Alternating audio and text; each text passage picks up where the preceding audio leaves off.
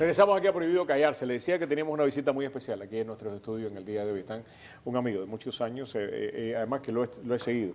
Es José Manuel Pay, es abogado cubano-americano interesado en todo lo humano y todo lo divino, ¿no? Y para mí es un placer darle la bienvenida.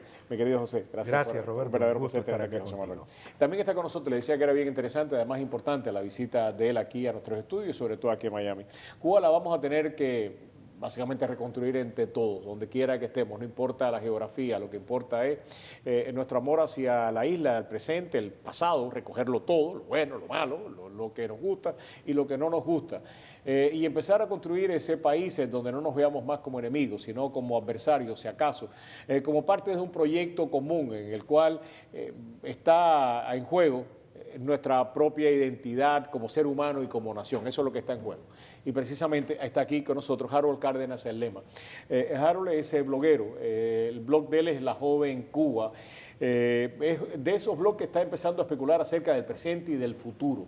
Su último artículo ha sido realmente, a mi juicio, transgresor desde el punto de vista de las ideas. No estoy hablando de la política, no me interesa ahora abordar ese tema, sino de las ideas, porque habla de un tema que para nosotros, como cubanos, es tremendamente importante, y es en lo que en algunas ocasiones algunos han llamado el suicidio nacional. Todos nos queremos ir, pero no todos nos queremos ir, ni todos se han ido. Hay una serie de jóvenes que están dentro del país y que han decidido no suicidarse, han decidido quedarse allí y decir vamos a ser patria desde acá, vamos a ser nación, vamos a ser futuro desde acá, con todas las inconvenientes que hay y reconociendo todos los matices políticos que hay. Uno de esos jóvenes es precisamente Harold.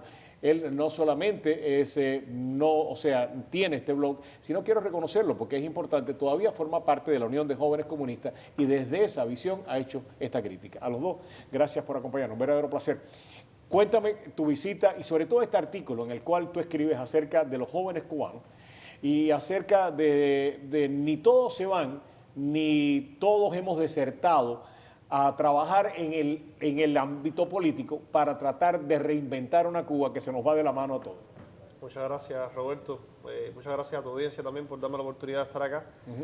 Es como decías ahorita, toca construir un país, no solo entre los que están en la isla todavía, también la migración juega un papel importante en esa construcción del futuro y es algo sobre lo que quería escribir, pero también veía con mucho dolor cómo existen prejuicios y cómo existen también mitos por ahí, como ese que dice que los jóvenes cubanos que no se han ido porque no pueden, ¿no? O que los vencedores pueden ser los que se vayan y los perdedores son los que se quedan. Es decir, son mitos para mí que son completamente falsos y quería hablar sobre el tema y quería explicar que también hay un futuro dentro de Cuba y de que es válido quedarse en Cuba. Y yo conozco muchos amigos que han decidido quedarse a conciencia y que son muy buenos en lo que hacen. Una de las cosas que Harold aborda en el artículo José Manuel es precisamente la politicidad del joven cubano. Dice que no son apolíticos, lo que no están creadas las condiciones todavía para el ejercicio político, si logro interpretar lo que tú estabas diciendo, si no me rectificas, ¿no? Pero básicamente no hay tal apoliticidad, lo que el ambiente es árido para el ejercicio político y lo que hay que crear son las vías para que precisamente ese ejercicio político empiece a trabajar en beneficio del país y no en contra de los mejores intereses de la nación. Quiero recoger lo que tú estabas diciendo por ahí. Yo creo que más allá de los detalles de ese artículo, el valor enorme que tiene tener a alguien como acá, como Harold, Roberto, es que aún compartiendo su idea de un país a construir entre tantos que somos parte de esa nación, la voz de él es una voz que es necesario escuchar aquí. ¿Por qué? ¿Por qué? Porque en definitiva, yo no sé en tu caso, pero es muy difícil que yo termine mis días en Cuba. Mis hijos no van a vivir en Cuba, presumiblemente mis nietos tampoco.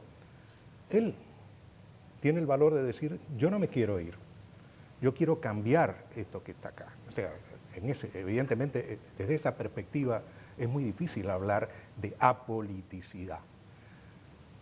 El ambiente para la política puede ser distinto al nuestro, puede ser limitado. O sea, estamos viviendo nosotros en un sistema político muy particular, donde inclusive pareciera que nos hicieran falta algún tipo de limitaciones por las sorpresas que nos estamos llevando este periodo de elecciones o preelecciones presidenciales. Yo no diría que hay apoliticidad en Cuba, aunque por supuesto el que mejor conoce ese tema es él. Yo creo que hay una vocación enorme por mucha gente en Cuba y por mucha gente joven en Cuba para reflotar algunas de las cosas en las que ellos en algún momento creyeron o se sintieron parte de eso.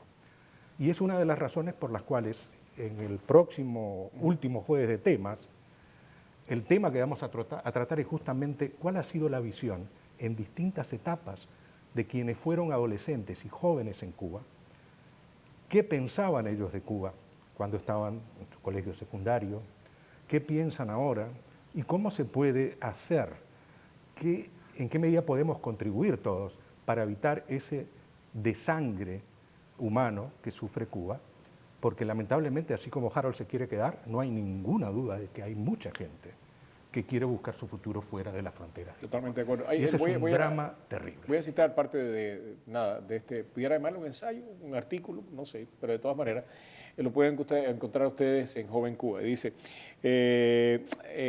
hoy en día tenemos una pugna triple. Con Estados Unidos por nuestra soberanía, con la oposición política que no tiene otro plan que no sea hacerse con el poder y con los sectores más dogmáticos en nuestras propias filas, estos últimos creyendo salvar el proyecto nacional, lo que hacen es aplazar las soluciones. ¿Debes matizar más, tanto en el oficialismo como en la oposición? ¿No pintas con una brocha muy ancha? A ver, Roberto, yo creo que uno de los mayores errores a la hora de entender Cuba durante mucho tiempo ha sido generalizar, ¿no? Y ha sido también buscar explicaciones polarizadas de qué cosa es Cuba. Cuba no es un país en blanco y negro, así como no es un país gubernamental y opositor, ¿no? Cuba es muchas cosas, hay muchas cosas que van en todo ese espectro político de un lado al otro. E ignorar ese espectro político ha sido el error de muchas personas acá, de este lado, de esta orilla, y también de otras personas en la otra orilla, en mi orilla. Entonces, creo que si yo me pusiera a fundamentar esa idea también de que son estos y estos, estaría cometiendo el mismo error. Y no lo haces en esta parte del artículo cuando dice, precisamente, en la oposición, cuando hablas de la oposición, no le estás generalizando. Sí, a ver, de alguna manera cuando uno escribe tiene que buscar generalizaciones. Claro. No lo hago solo con sector opositor, lo hago Pero también tú cuando entiendes que hay habla matices del en sector todas más partes, oficial, ¿no? entiendes los matices. Sí, a ver, vamos a hablar de la oposición. Ajá. Ok, perfecto. Si hablamos de oposición en Cuba, Digo, como instrumento para incorporarla al bien nacional. Sí. A ver, yo estoy convencido de que todos los países del mundo, la oposición es un fenómeno natural y un fenómeno legítimo, ¿no? Y incluso necesario porque crea cierta influencia y cierta presión para que la gestión gubernamental sea mejor, ¿no? Puede ser saludable en ese sentido. Lo que pasa es que las condiciones en las que se vive en Cuba o en las que ocurre la política en Cuba no son naturales, no son condiciones de laboratorio, como quisiéramos que fuera. Si tuviéramos una oposición que fuera, y estoy generalizando de nuevo, pero voy a hablar de grandes rasgos, si tuviéramos una oposición que fuera bien nacionalista, que no respondiera a otros intereses, yo sería el primero en darles un lugar. Lo que pasa es que la oposición mañana hace un partido con 15 personas y va a salir en los mayores periódicos del mundo, y nosotros hacemos un partido con 5.000 y no vamos a salir en ningún otro periódico. Esa desigualdad y esa diferencia... ¿Quiénes son nosotros? Sí, no sé, las personas de izquierda, que son el grupo en el que yo me identifico, ¿no? Ok. ¿Tú crees que en la oposición no hay grupos de izquierda?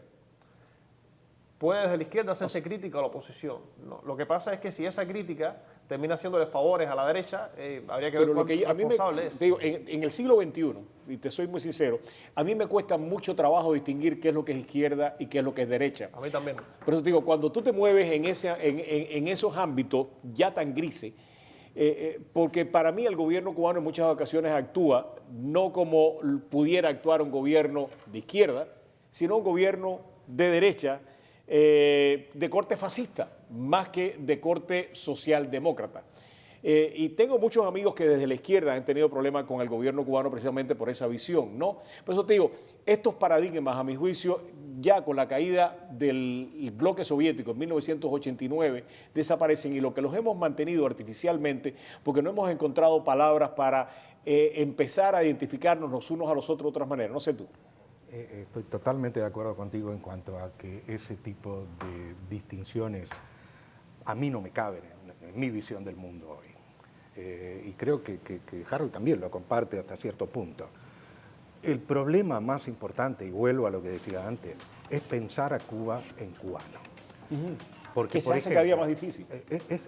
se hace cada día más difícil, no, se hace muy difícil para nosotros, pero Pero quizás para para ellos. Harold no lo sé, porque mira, hay un tema que está candente hoy, que es el tema de Guantánamo. En Cuba hay 11 millones de cubanos, un poquito más. ¿Cuántos de ellos tú crees que estarían en contra de que Cuba recuperara el territorio que ocupa la base de Guantánamo?